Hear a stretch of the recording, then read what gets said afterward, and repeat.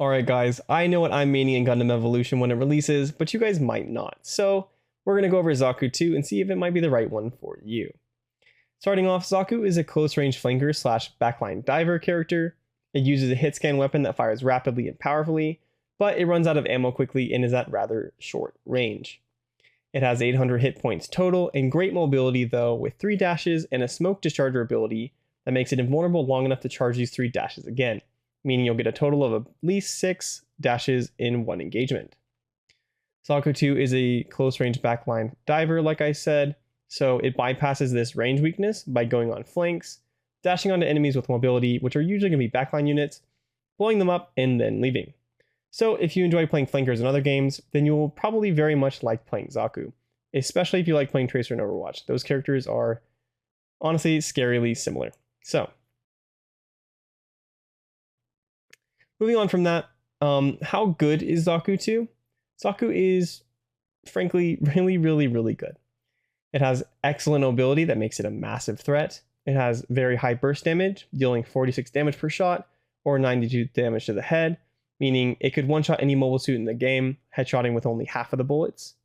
And on top of this, after it's pushed in, hit its enemy with its damage and tried to escape, it has a cooldown that allows it to survive if it went too hard or if it wants just a complete reset. As I mentioned, Smoke Discharger makes it invulnerable and recharges all of its dashes if you wait the full duration of the ability. In addition to this, ZAKU, just by the way that it's designed with its capabilities, it can control full sides of the map by itself unless it gets pressured by a lot of enemies. So in the right hands of experienced flankers, it will absolutely just destroy. With this ability to control sides of the map, just hunt single targets, bully enemies, control them, and manipulate the team's positioning, it's super powerful. Its G maneuver is not really one you can rely on for a big team wipe, but it fits well into ZAKU's playstyle and increases your solo carry potential a lot, so it's a fun ability to use. Its hitbox is a bit big though in general, but it has a proportionally higher HP in comparison to other games. So in this game, ZAKU is 800 HP and the biggest HP character is Sosby with 1400. So ZAKU has a little bit more than half of Sosby's HP. Meanwhile, Tracer has 150 in Overwatch, and Roadhog and Wrecking Ball have 600, meaning they have 4 times as much HP as Tracer.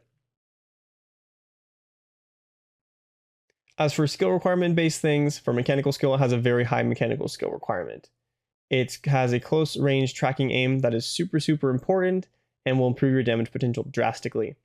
However, while this is a large portion of it, even more so than this is just its micro positioning and movement.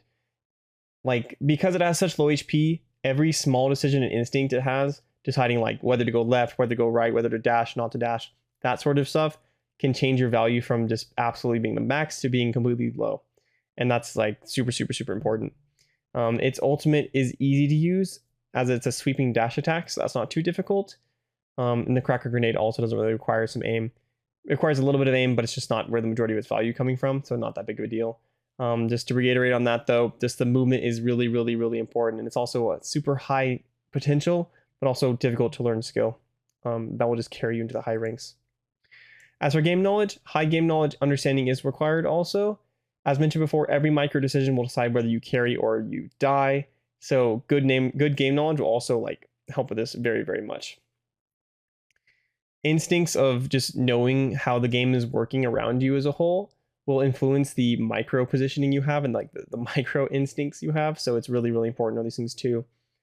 Just general things in general is also very important. Things like engagement timing, target understanding, knowledge of how to coordinate will vastly improve your capabilities. Smoke Discharger and its G maneuver also require good game knowledge, because knowing when to hold them and when to use them is really important. It's all about min-maxing your character. The grenade though isn't too complicated, I do say. So, will the character get buffed or nerfed soon? The devs have been frequently modifying its clip size. Every sort of gameplay you find with it will have a different clip size. It doesn't change things, like too much, but it does still change it, right? It felt low in the network test, so I would expect to see them raise it a few shots. I wouldn't be too surprised, or they might like reduce the reload time. People were kind of complaining about that, even though this character's, just really powerful. The damage overall, the dash numbers are likely to stay the same. Smoke Discharger could be put on a longer cooldown if ZAKU ends up being too oppressive, but otherwise it's likely to remain the same. The ultimate damage might also be buffed a little bit though. Realistically though, Barbatos and Exia will be much more problematic flankers for a long time, so they will be standing in front of ZAKU from getting any nerfs for a while. People just aren't going to like complain about ZAKU at all until these other ones have been dealt with, and then they have time to realize how powerful ZAKU is also. So it's a nice little shield you got if you want to play this character. Now, moving on into how fun it is, it's honestly very fun. It's the sort of character that has a one-to-one reward for player skill on it, so it isn't really out-kitted at all. It's just you have pure potential and pure power, and there really aren't just characters in this game that just purely deny your potential. Like, you know, talking about Overwatch, right? Tracer has the potential to just be completely destroyed and just ruled by Brigitte, essentially. It's not as bad now, but it used to be just completely like, oh, they go Brigitte, you have to swap now. And there's nothing like that in Gundam Evolution. That's really nice to not have to deal with that. Bursting down enemies in this game, playing this character and just smoothly like playing with the movement and then slipping away with like 1 HP after you've like gotten a couple kills to go heal up and get ready again is just a really high octane way to play, and it'll just improve your feelings will be really high. You'll be really intense when you're playing this character. I do have to say the low clip size can be kind of frustrating, but the better you get, the more you'll learn to manage it. So this amount of ammunition isn't too painful. And honestly, just watching your Char ZAKU slashing through multiple enemies with Heat Hawk in third person is just pretty dang awesome, I have to say. Remember, if it's red, it goes faster. So, you know.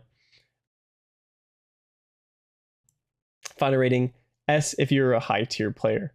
This equivalent character in Overwatch just bossed the game for the majority of its time. They had to put a character into the game that was the hardest of hard counters they've ever added to any game, most likely, to push it out of just being permanent meta. And honestly, we're likely to see a similar status in Gundam Evolution for ZAKU, especially depending on how strong the nerfs are to Barbatos. Barbatos was obscenely ridiculous in the network test, so it stopped people from realizing how ZAKU would take that place next. Also, Exia is still really high numbered too. Honestly, all the flankers in this game are just super powered, and considering there's not a lot of good resources to take care of them that don't require just outskilling them, being a flanker is going to be, you're going to have your nice little paradise in this game, and ZAKU definitely is in that.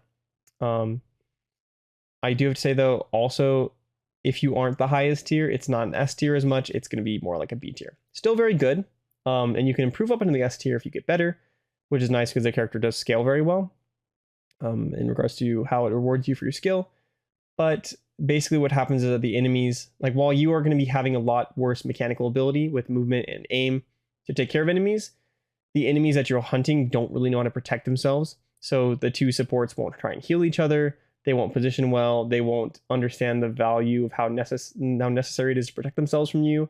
So it ends up kind of evening out, not as much, but that's why it gets a B, right?